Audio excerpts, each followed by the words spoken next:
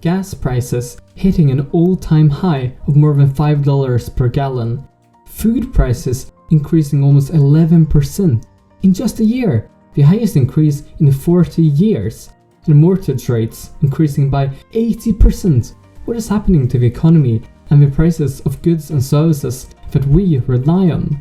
That's what we'll explore in this video. Then we need to talk about inflation. Inflation is quite simply when the prices of our everyday needs like food, clothes and transportation increase.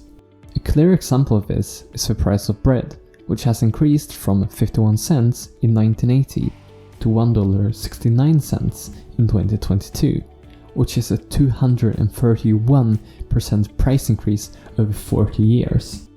Economists use several models to calculate inflation, but the most useful is CPI, Consumer Price Index, which determines price increases, aka inflation, based on a basket of goods.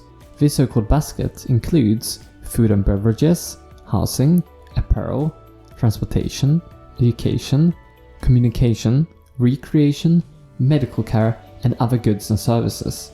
Every good has a weighted average value, which represents the varying importance of goods in the basket.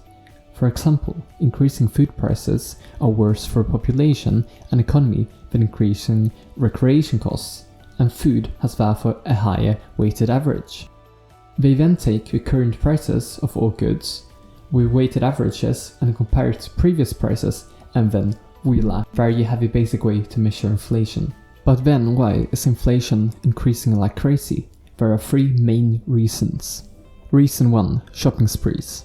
After being locked inside during the pandemic, watching Netflix and dreaming of being outside, people went crazy once the lockdown ended and a shopping spree unlike anything we've seen before started. Businesses were overwhelmed, and as demand for products skyrocketed, their supply was shrinking faster than ice in a desert. This is called the demand pull effect. And looking at the normal supply and demand curve, when demand explodes and the supply shrinks, prices increase.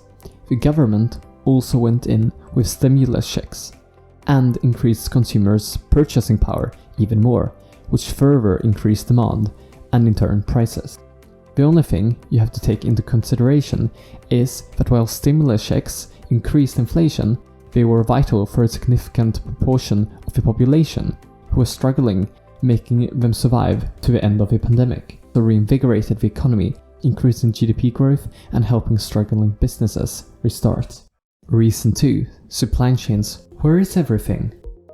When inflation spiked, everyone suddenly started talking about supply chains, and that they are to blame for inflation.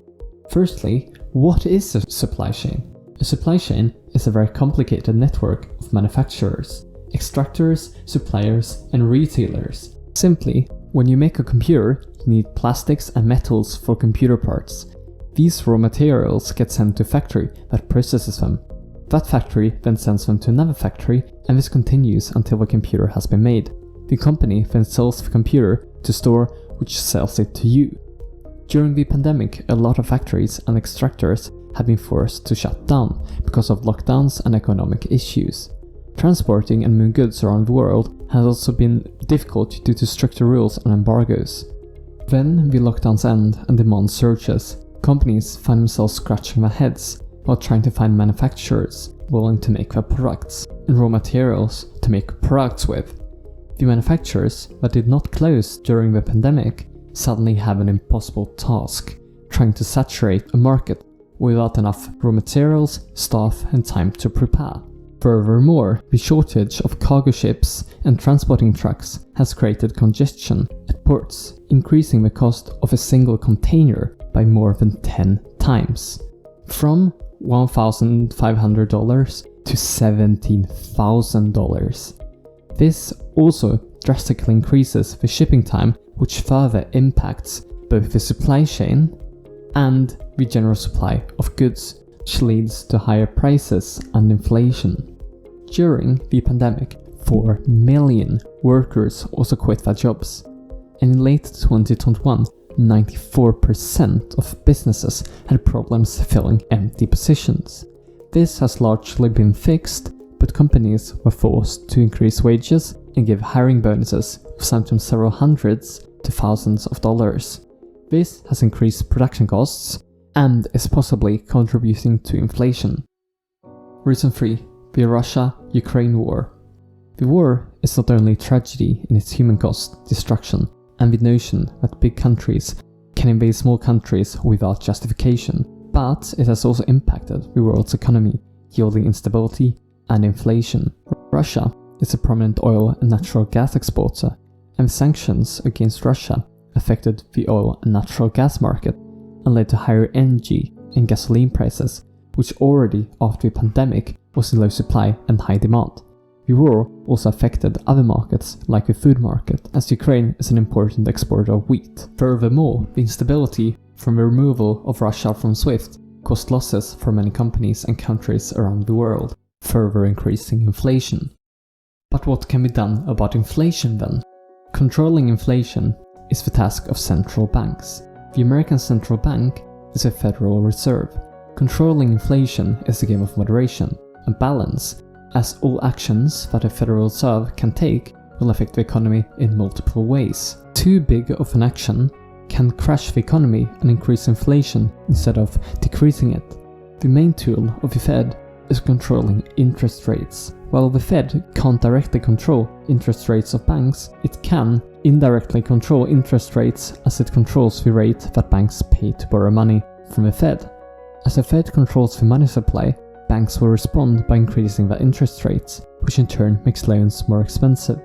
This will in turn decrease the number of loans and in turn the flow of money in the economy, which lowers inflation. But can some inflation actually be good? This might sound crazy. Inflation is bad, isn't it? But it's not that simple. Current inflation is not good in any way, but some inflation, like the Fed's goal of around 2%, is considered healthy.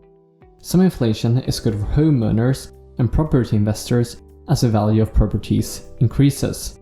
It's also good for borrowers and the national debt, as inflation decreases the value of debt. Being able to borrow more money means more spending, which increases GDP growth and improves the economy. The main disadvantage of inflation is the overall increase in prices in the economy. Another problem is that inflation creates a lag in the economy when wages do not increase as fast as inflation. This means that people's purchasing power decreases and that they can buy less. This can be devastating to people living paycheck to paycheck, and it also can cause slower economic growth. Please subscribe and like the video.